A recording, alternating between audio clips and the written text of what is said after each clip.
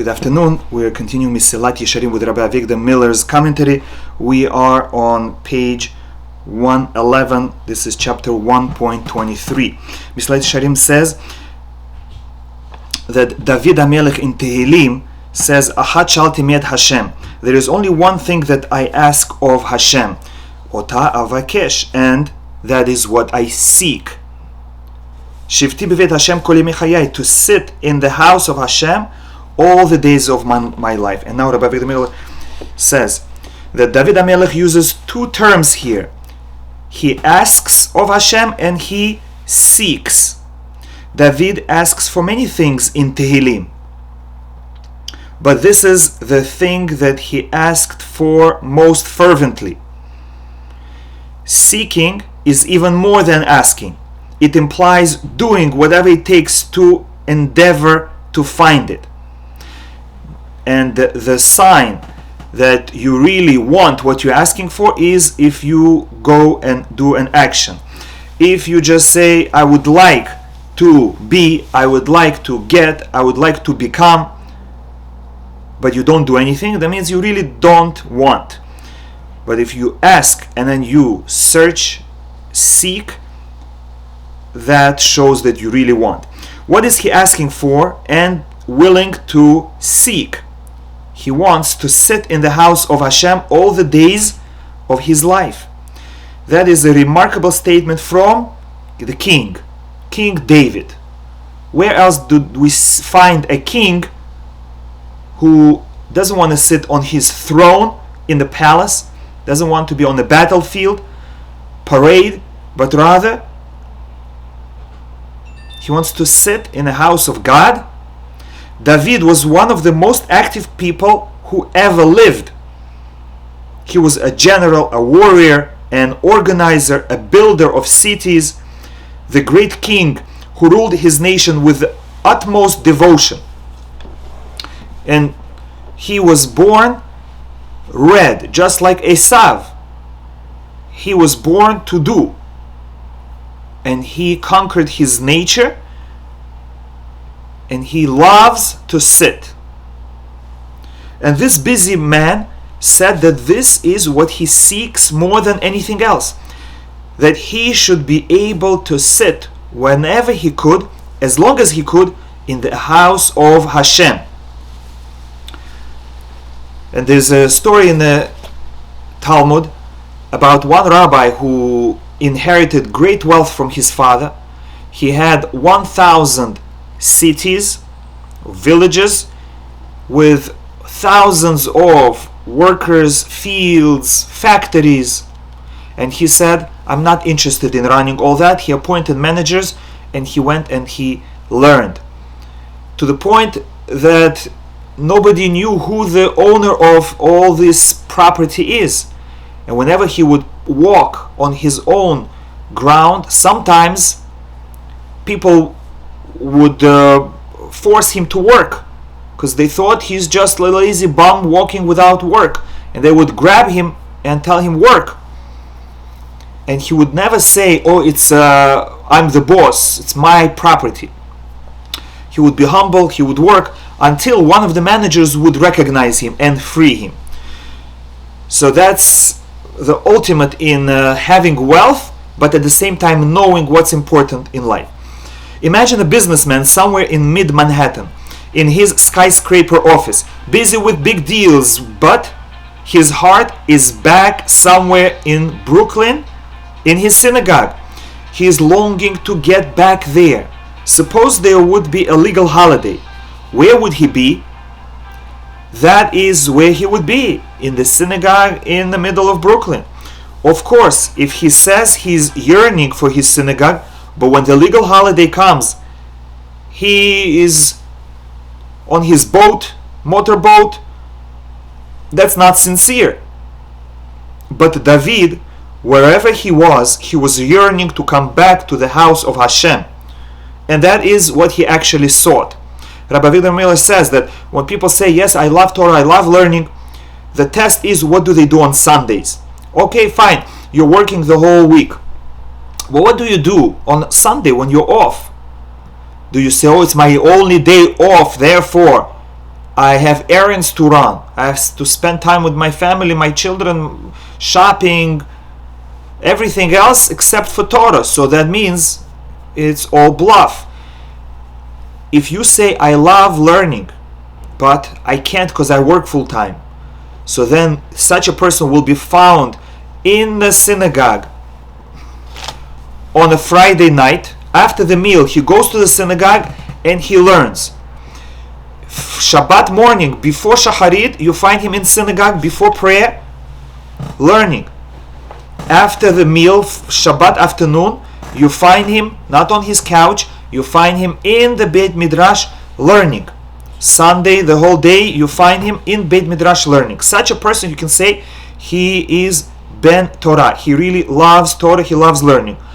Whenever he can, he learns. That is his main occupation. Whenever he cannot, he does other things.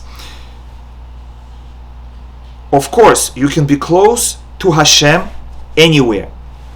But one of the ways of seeking Hashem is to seek out this kind of geographical closeness.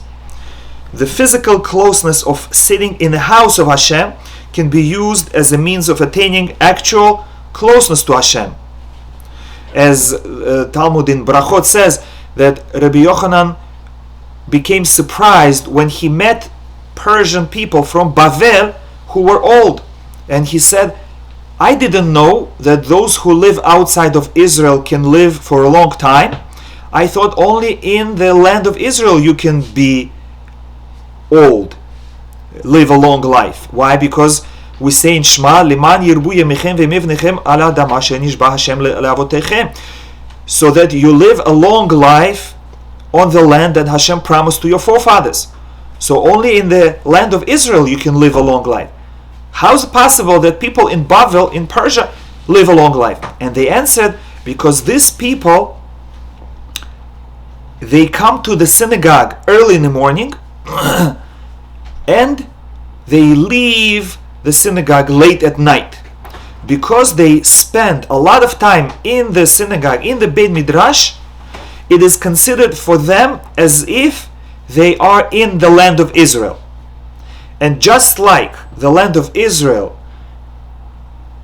is a segula to live a long life, so too being in the synagogue is a segula for long life. So we see here that the house of Hashem, the synagogue or the Beit Midrash, is actually like you are in the land of Israel.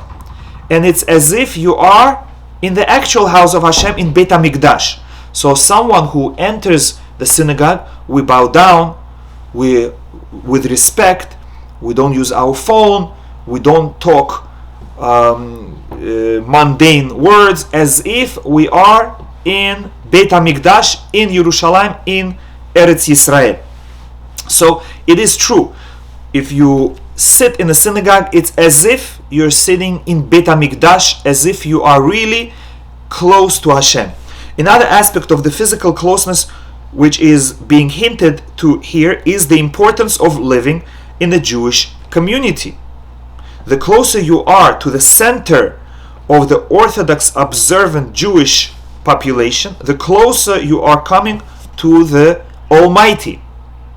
Hashem loves Jewish people. The more Jewish people, observant Jewish people in a location, the greater divine presence is in that location.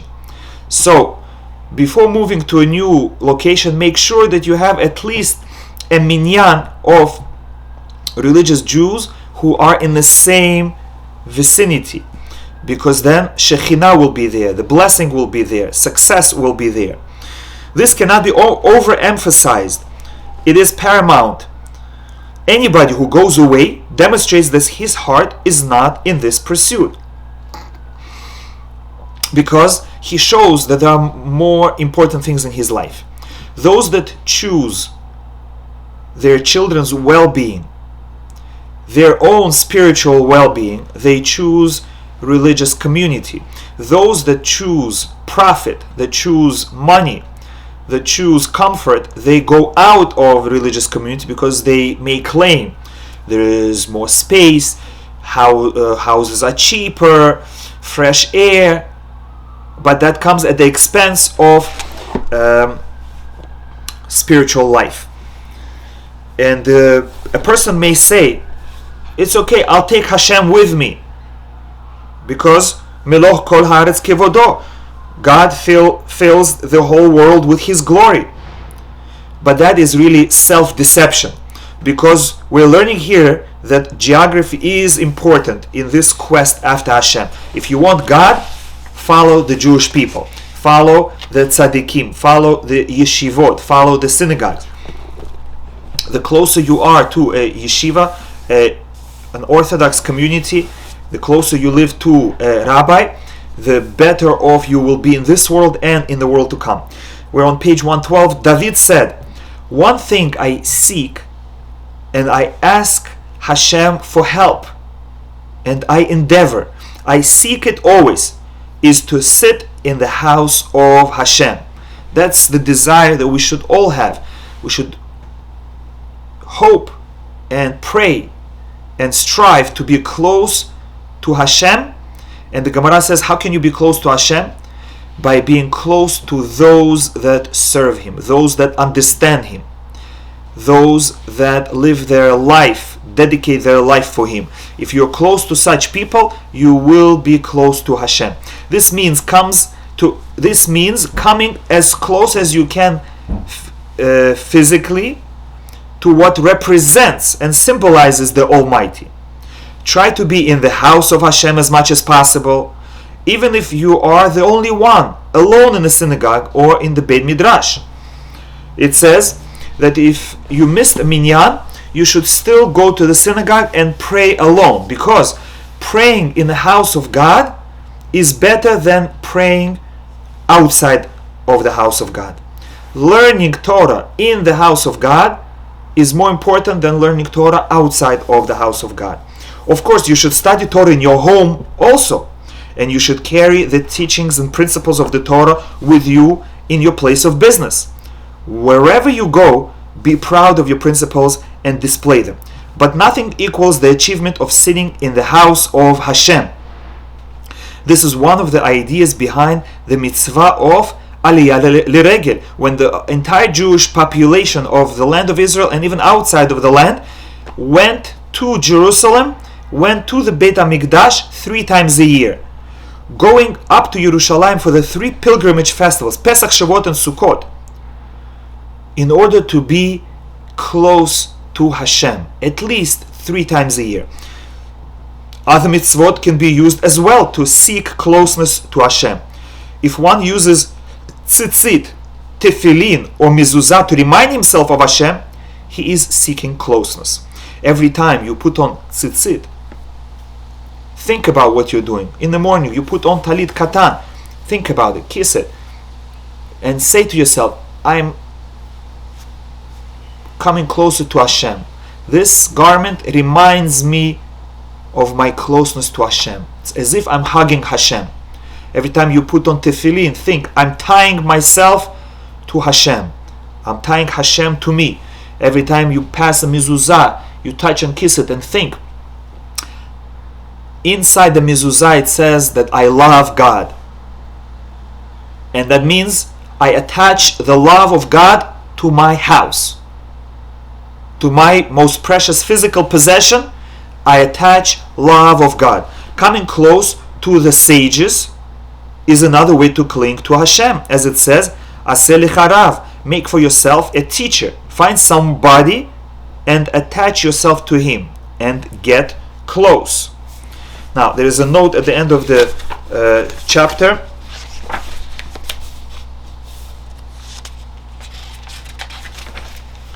Make for yourself a teacher, on page 174. Find somebody and attach yourself to him and get close. Rabbi Victor Miller says in one of his lectures, it is not enough merely to avoid the wrong company, but it is the utmost necessity to find the right company. In Chovot HaLevavot, it talks about the midah of hitbodedut, being by yourself. How great it is to be alone. How much you can accomplish by solitude. You're not gonna just chatter away your time. You're not gonna laugh. You sit, you think about life without the phone, without idle chatter, and you make plans to improve your future. You can meditate, you can acquire the great levels of knowledge of Hashem. And then he says the following words: but the best solitude, the best way of being alone with yourself is chevrat hachachamim, is in a group of wise men. You hear that? The best solitude is to be together with chachamim, the sages. The best way to be alone is to be together with the right people. Even better than to be alone is to have good people next to you. And so that brings us to a very big subject which Hashem wants us to study more than anything else, and that is uvotid bak. You should cling to Hashem. You should be together with Hashem. What does it mean?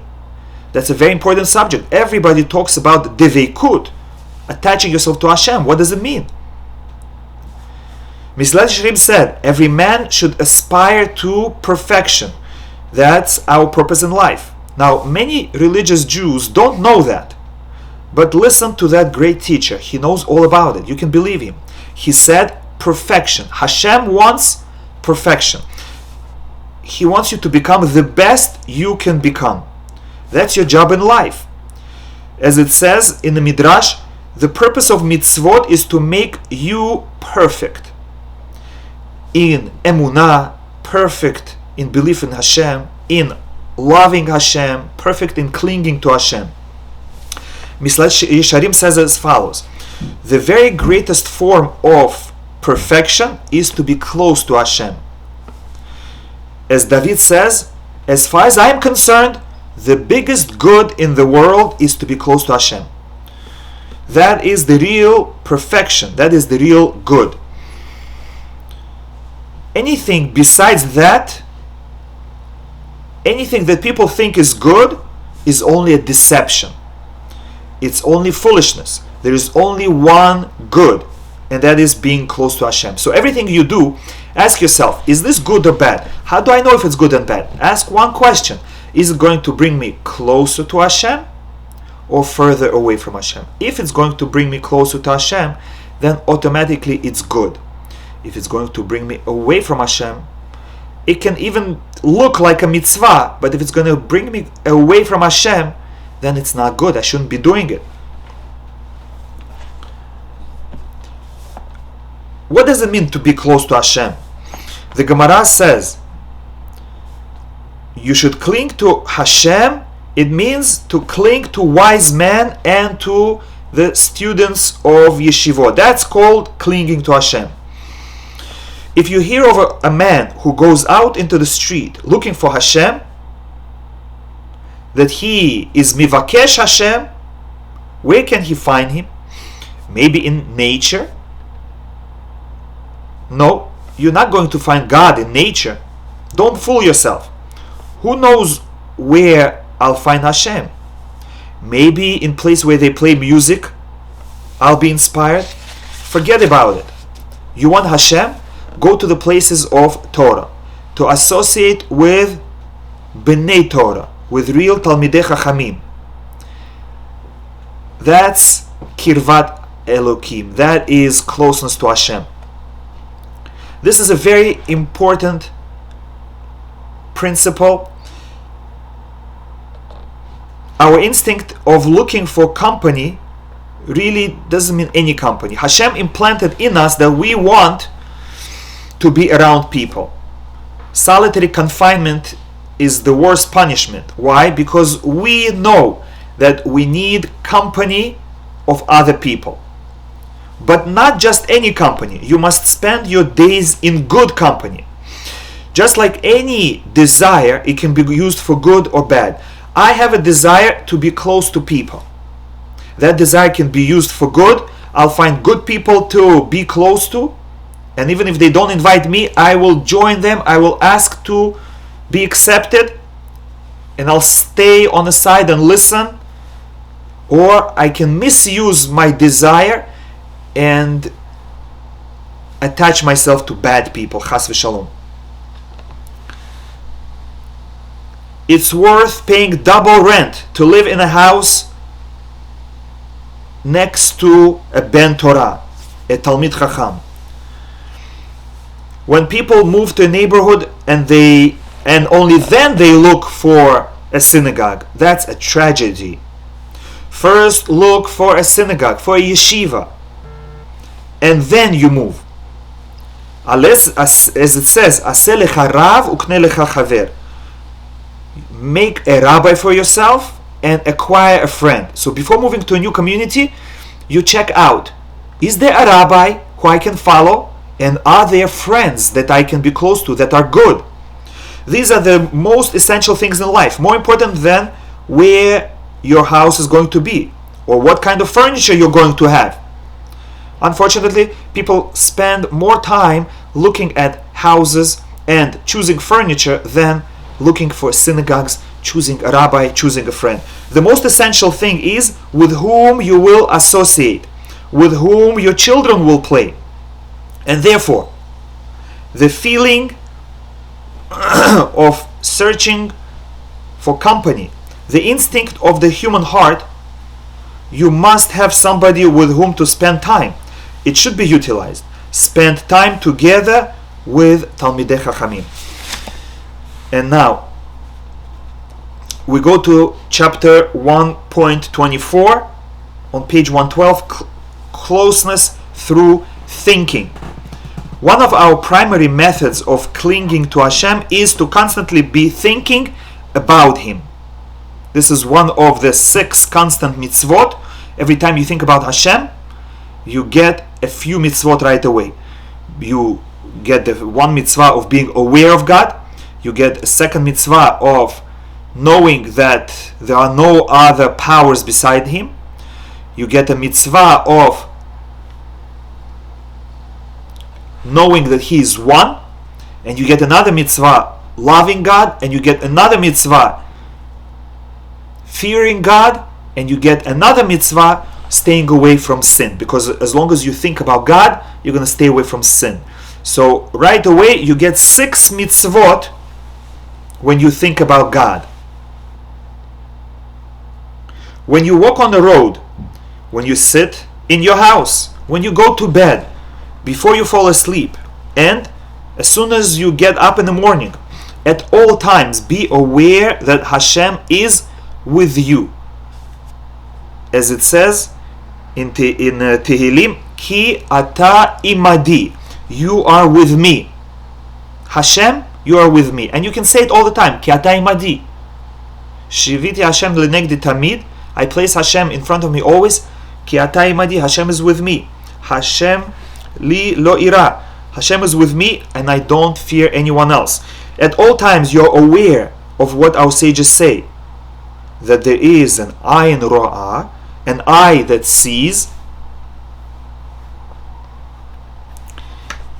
v'ozen shomat, and an ear that hears. Somebody is watching and somebody is listening. You're standing in the presence of the King at all times. Now, it's easier for us because we actually have cameras from all directions at all locations looking at us. So it's easier to imagine that Hashem is right next to me and He is looking at me.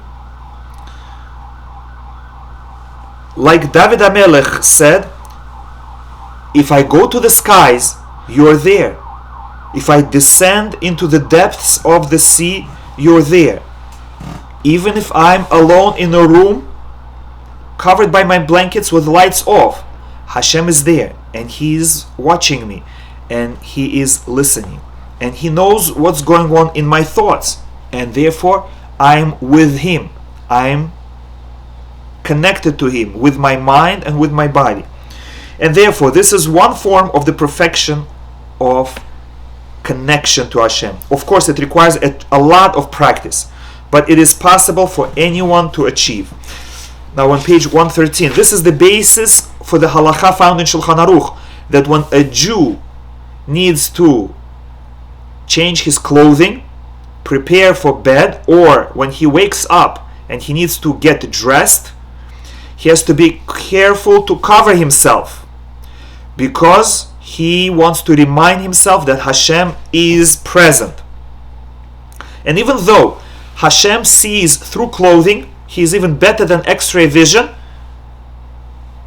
so he sees you anyway, so why cover yourself? It's not for him, it's for you, to remind us that somebody is watching. As if it's a human being and we are embarrassed, we need to cover ourselves. Of course, someone might ask, what is the use of covering yourself with something? Hashem can see through that too. The answer is, we're training ourselves to act as if he is there, just as if someone was present. We would not expose ourselves if another person was present, and so we strive to feel that we are in the presence of Hashem at all times. Similarly, one has to be careful about what he says in his home, just like he would be ashamed to misbehave in his home when an honored guest is present and he is trying to make the best impression. So too he has to be ashamed in the presence of Hashem at all times.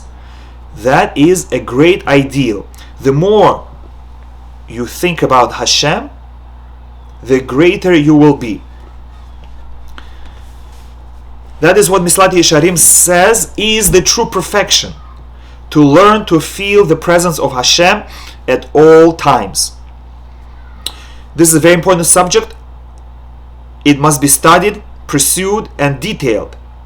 And we need more examples in order to understand how to apply it. And we said yesterday that one of the ways to remind ourselves of Hashem is blessings. Every time we make a blessing on water, on food, after the bathroom, we have to first remind ourselves that Hashem is standing in front of us and we're talking to Him. Not to the apple, not to the wall, we're talking to Hashem. I'm speaking with Hashem, and then say the blessing. Mesilat Yesharim quoted the verse that David HaMelech said, there is one thing that I ask of Hashem, and that is what I seek, to sit in the house of Hashem all the days of my life. But the verse continues, Lachazod benoam Hashem, to see the sweetness of Hashem, ulvaker be'echalo, and to visit in His sanctuary. To David HaMelech, that is called pleasure. When we are in a synagogue, when we are in Beit Midrash, our thoughts should be how goodly, how beautiful your tents, the Jewish people. How wonderful it is to sit in a synagogue in Beit Midrash. Not chas v'shalom to think, when will I already go shopping or to work or wherever I may be going. When I am anywhere else, I should be looking at my watch and thinking, when will I be able to come back to the house of Hashem? To David, the greatest sweetness is to see Hashem. In his mind, he perceived closeness to Hashem, and that sweetness was the source of his happiness. The Rambam explains at the end of Hilchot Teshuvah that when a person is in love with Hashem, it is as if he is intoxicated with happiness because of his intense feeling of being close to Him. As it says, because only closeness to Hashem is called good in this world, and anything outside of that people consider good is nothing but emptiness and a vain deception. Emptiness, hevel, means the air that comes out of your mouth. When you blow air out of your mouth, it immediately disappears as if there was nothing. Everyone is pursuing what they perceive to be good or happiness in this world, but they do not realize that they are pursuing hevel, hot air. As soon as it comes out, it disappears. As soon as you achieve your physical goal, it's no longer wanted by you. You want something else because you saw, you touched it, and it disappeared. So now you want something else. The only true good is to pursue closeness to Hashem. However, he says, do not think that now that you have heard this and you made up your mind that it is all settled. Rather, it requires